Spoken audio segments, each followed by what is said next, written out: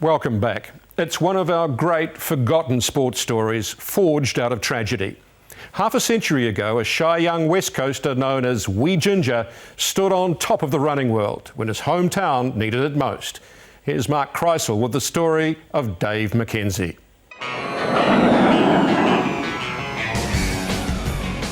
The Boston Marathon, America's toughest, most prestigious running race. Only the best even get to start. And centre stage, a very special guest. A Kiwi, a West Coaster, Dave McKenzie. You did pretty well. Yeah. Why is he in Boston? Well, 50 years ago, Dave McKenzie overcame a huge tragedy that still haunts the West Coast today to win this race. You can acknowledge that you did pretty well. Oh, fair enough, yeah.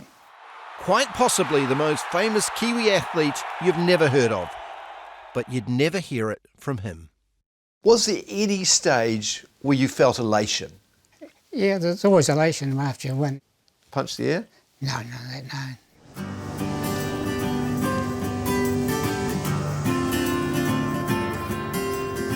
They don't breed skites in Runanga. A West Coast town built by coal miners, working class proud of their sporting heroes, rugby league players and Dave McKenzie. Yeah, I'm just proud. I was just been a coaster all my life. He talks it and he walks it. Still lives on the street he grew up on. Yeah, that's the house I was born in there in 34, and my mother carried me down the road and to 49. We spent most of 30 years on 49, and then I ended up buying the house in 42. And at the end of Inverness Street is a coal mine. The mining was the lifeblood of the community. And mining is in the Mackenzie's blood. My father was coal mining, brother was Hector, of course. 4 Mackenzie boys and a daughter were raised on this street, and they all loved their sport. Mr. McKenzie, what age did Dave start running? Well, he decided at 14 that he would like to be a marathon runner. So Dave joined the Greymouth Harrier and Athletic Club. I think he was one of our truly great marathon runners, and he was a very unique character.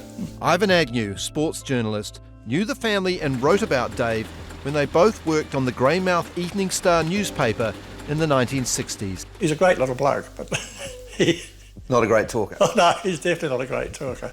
Dave was competitive on the grass as a Harrier, but on the road, he was a champion. He'd be bent over like a jackknife for the first 5 or 6 miles, and then he'd come alive. And that was so true of Dave. You know, he was magic. It was almost a magical thing to see. Once he warmed up, there was a real bound. His feet come high off the ground, you know, and he had a really good stride and lovely rhythm. And all of a sudden, he was a transformed athlete. He never had a trainer, just ran and ran. Every mile meticulously jotted down in his training diary. 26 on the Saturday, Sunday 18, Monday 15, 22 on the Tuesday, 11, 17 miles on the Thursday and 18 on the Friday. 9 miles, that's 15 kilometres to and from work in Greymouth every day. Speed work during lunch. But the real training grounds were the West Coast rugged roads and steep hills. So how many miles would you have run along these roads? Well, it'd be thousands of miles. There's probably 65% of it that would have been out along here. You'd be on this road most of the time. There's a bit more traffic today. Yeah, oh, a lot more traffic like this. I tell you what, the sandflies are pretty thick at the moment too. We are on the West Coast, mate. This was number 8 Wired New Zealand. Running shoes too hard? A new pair of Nikes? Adidas? Yeah, nah. You did it yourself. And I got a pair of these old running shoes that I've used before, and I got a pair of jandals and took them into the shoemaker, and I got him to rip the sandal off and put an ordinary jandal sole on there, and put the other sole on top, and I made them very soft. You don't get much more Kiwi than that, Dave, Yeah. do you? No. Jandals. Jandals, yeah. In 1966, he travelled north to Hamilton and won the New Zealand Marathon Champs. Dave McKenzie, unknown and uncoached, won by a whopping 10 minutes. Greymouth threw a party. They had the bagpipes at the railway station, and they put me on their shoulders and went down to the local pub. The win got Dave invited to run in the world's oldest marathon in Boston.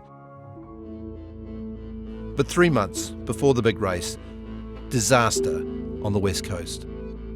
A huge explosion ripped through Greymouth's Strongman coal mine. Can you tell us about Hector? What happened? He was caught up in the Strongman mine disaster in '67. 19 miners died at Strongman. Dave's brother Hector was one of them. Yeah, it was very, very hard. Did you use it to drive you forward in a way with your running? Yeah, I think we might finish that one. Okay. I don't want to do much to do with the Strongman minings, accidents. So, yeah, Okay. I've got running mates were killed in there too, you see, running mates. The whole West Coast was devastated by the Strongman mine disaster, and they came together in Greymouth on a freezing cold, rainy day to bury the dead in a mass grave. The strangest thing was when you're walking down there, even though it was raining, you couldn't feel anything. Ivan Agnew, along with Dave, was one of Hector's pallbearers. I was very privileged to be asked. I really did feel honoured. Somehow, Dave McKenzie picked himself up and got on a plane to Boston. A broken West Coast had passed the hat around to raise money for the trip. Everyone was sort of down in the dumps before I left. You understand, so devastating for everyone. He would know that if he went to Boston and did well, it would mean a hell of a lot to the coasters. I think he'd be aware of that. He doesn't, as I say, he doesn't talk a lot, but he thinks a lot. He'd never been out of New Zealand before. That was the first time, yeah. By the time he got to Boston, Dave McKenzie was just one more face in the biggest race in the world, and the only one wearing a singlet with a G on it. So is this the actual singlet you wore Yeah, that's the actual singlet. with the G? Gee, very, very proud to wear it. It's from my home club in Greymouth, and it's very, very special. Did the people in Boston have any idea where Greymouth was? No, well, they honestly thought it was from Greece, with a G. The Japanese were the favourites. They'd dominated the Boston Marathon for the past 2 years. You know, they turned up and very polite and bowed a lot and, smiled, but they were held in awe by the Americans, and with good reason. They were the supermen of the Boston Marathon, no doubt. It may have been 50 years ago, but Dave remembers that bitterly cold Boston race day as if it were yesterday. I think it was about 2 or 3 degrees. There was snow on the ground. In the morning it was very white all over. You made sure you warmed up, and in them days you just cover yourself with olive oil. It was a packed field, around 700 runners and one dog. Yeah, he came for a wee while there, a couple of 100 metres or so. Where did he get in the race? He might have come a close second. By midway, the leaders had sorted themselves out. The Japanese runners suddenly realised the little guy with the ginger hair was impossible to shake. One to take off and come back again, and then another one to repack again, another one to take off and come back. He was very wily, and that he'd be watching, and if he spotted any weakness, he'd know when to hit, and he'd hit hard. Dave McKenzie hit on what they call Heartbreak Hill. That's when I thought, well, I'll go for broke, and that's when I made for a break. Thousands of miles on those West Coast roads paid off. They never caught him. He not only won, he won in record time. The American public went nuts over Dave. They couldn't get enough of him. It was just a big day for them. It was about 200,000 watched the event, and that was in with rain going as well. The hoopla and hullabaloo hadn't died down by the time he got home. Winning the race was the easy part. Talking about it was much tougher. Dave, what has this victory done for you personally?